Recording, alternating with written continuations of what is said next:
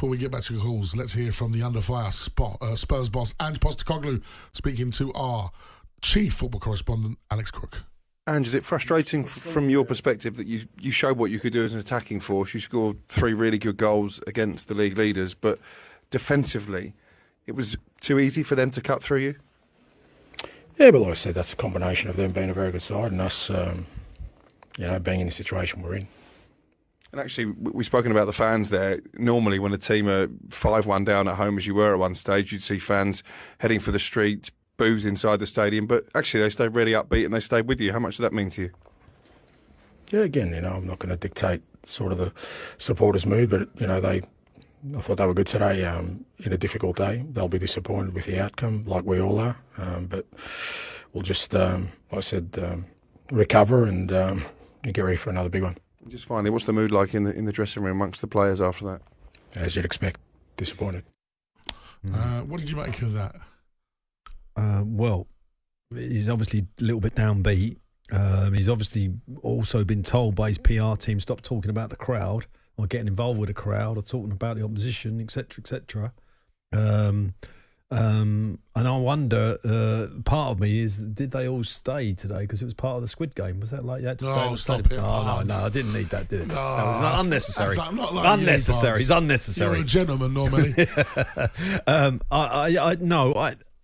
He's hurting.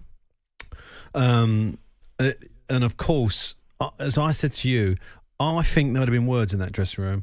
Madison, one of those senior players, would have said, we can't defend like this, Gaffer, we can't. I'm sure that conversation must have gone on in that dressing room.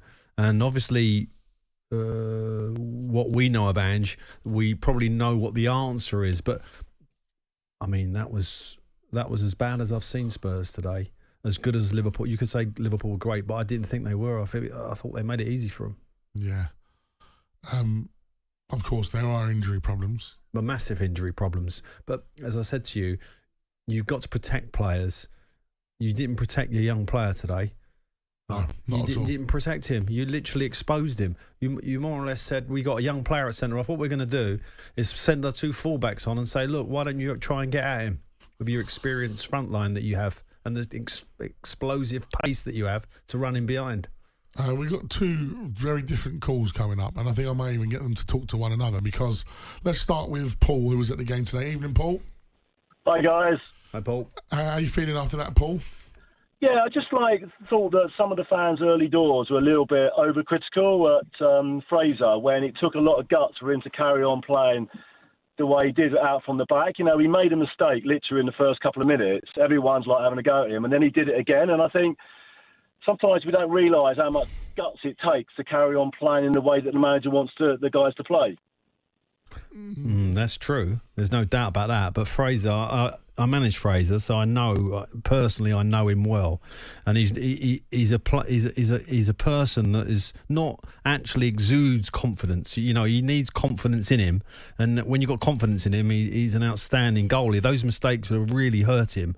And as you say, he put it straight on the chest of Salah or Diaz. I can't remember which striker it was. Great football. Yeah, and that set the tone a little bit for a very nervous display from him. But the problem you have a little bit is that he's exposed. I mean, your whole back four's exposed. He's exposed. He's not a goalkeeper that naturally wants to come off his line either. He's not quick out of the box. So all those combinations actually made it a very difficult afternoon for him. Yeah, no, I get it. I think, you want to play players to their strengths, don't you? But yeah. I suppose I was pretty impressed the fact that it didn't sort of dent his confidence. And I suppose, Pards, when you're following instructions from the manager, you get you're in a rock and a hard place, aren't you? You're absolutely right. What you do or you don't. And I felt fair play to him. He did actually carry on taking risk, and it takes a lot of guts, and a lot of bottle to do that. Well, Paul, I want to just pat you on the back for that, mate, to actually understand that when you're a professional footballer and you can imagine, everyone says, oh, you got all these luxuries, the lifestyle and everything else that goes with it. the pain that you suffer, and it's, internally when social media is on your case and you're getting hammered and your family are getting hammered, and Fraser Foster's had a tough week as it is, and you're right to pat him on the back, mate, because it was a brave performance. And if I was him afterwards, I'd have gone in the dressing room and he would have been the one that I was talking about, really. If I was Fraser today, I'd have gone and said, Gaffer, seriously, mate, you put us at risk there. We massively exposed today. Your tactics, and that's true. A little stroke to you as well, because I do have a privileged position. Because my brother, you managed my brother, so Lee Sanford, and he always said great things about you as a bloke. And that's very you did kind. a lot for him when he was at Reading. So thank you, mate, for being the bloke you are as well, and appreciating how tough it is sometimes to be at that level. Do you know what, Paul? I think the fact that you understand the game from that angle is why you probably have a more empathic viewpoint.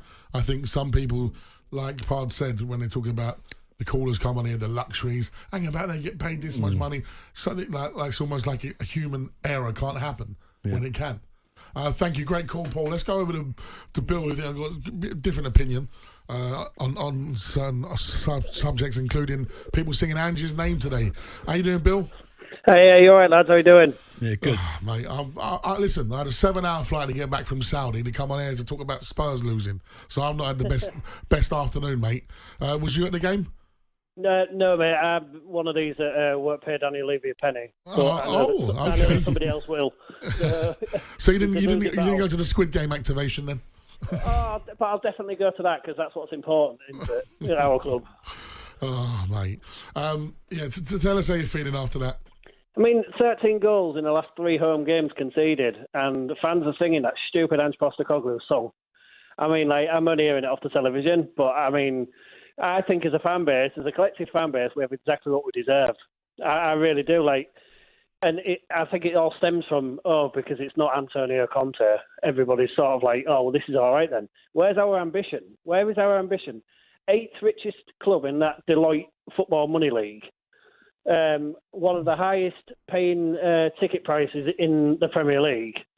And we're being served up this by a manager who's then coming out and one side of his mouth saying, are you entertained? On the other end of his mouth is getting all ratty with anybody who dares question him. I just think we're a joke. If you noticed, all of these people that are now completely okay with how we play, they're entertained and stuff like that. Have you noticed how they're all neutral? Yeah. None of them. I saw that, Bill. Do you know what I mean? They won't have him at their club. Yeah. Bill, just a quick one. You said about our ambition. Now, Pards always comes back to this. That transfer window in the summer, Pards. That was our ambition. Yeah. And I've said it a couple of times on here, when you made those moves, you got Ange in and he done very well last year, the back end of last year, and it's the summer window. I thought, here they go. They're going to go and they've got Solanke, they're going to now, go and get 3 big uns, and really look to win the league, right? Give the ambition to the rest of the squad. And they just went out and bought 3 or 4 young kids like they always do that are hopefully going to be great players coming forward.